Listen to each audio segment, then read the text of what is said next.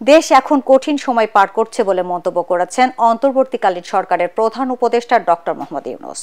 অতীতের যে কোনো সময়ের তুলনায় দেশবাসীকে ঐক্যবদ্ধ থাকার আহ্বান জানান তিনি। মিরপুর সেনানিবাসের ন্যাশনাল ডিফেন্স কলেজে কর্মকর্তাদের মাঝে গ্র্যাজুয়েশন সনদ বিতরণ অনুষ্ঠানে এসব কথা বলেন তিনি। বিস্তারিত জানাচ্ছেন সৈয়দ রিয়াজ। মিরপুর সেনানিবাসের defence services command and staff college কমপ্লেক্সে ন্যাশনাল ডিফেন্স কোর্স এবং আর্ম ফোর্সেস ওয়ার কোর্স 2024-এর সমাপনী অনুষ্ঠানে সনদ বিতরণ করেন প্রধান উপদেষ্টা ডক্টর মোহাম্মদ ইউনূস। 95 জন কোর্স মেম্বার এবছর অংশ নেন ন্যাশনাল ডিফেন্স কোর্সে। এর মধ্যে সশস্ত্র বাহিনীর 46, বেসামরিক প্রশাসনের 16 জন এবং 18টি বন্ধু প্রতিম দেশের 33 জন সদস্য রয়েছেন। এছাড়াও বাংলাদেশ সেনা, নৌ ও বিমান বাহিনী থেকে 55 জন কোর্স মেম্বার সফলতার সাথে আর্ম ফোর্সেস ওয়ার কোর্স শেষ করেছেন।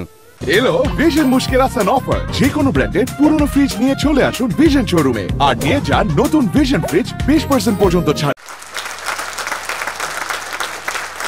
জাতীয় নিরাপত্তা নিশ্চিত করতে এনডিসির উচ্চমানের পাঠ্যক্রমে রাষ্ট্রের বিভিন্ন গুরুত্বপূর্ণ বিষয় অন্তর্ভুক্ত থাকায় সন্তোষ প্রকাশ করেন প্রধান উপদেষ্টা।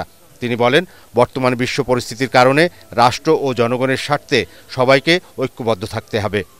জাতীয় ও আন্তর্জাতিক ক্ষেত্রে সশস্ত্র বাহিনীর ভূমিকায় প্রশংসা করে ডক্টর মোহাম্মদ ইউনূস বলেন, শান্তিরক্ষা মিশন সহ জনহিতকর কাজের জন্য দেশের প্রতিরক্ষা বাহিনীর ভূমিকা বিশ্ব দরবারে স্বীকৃত।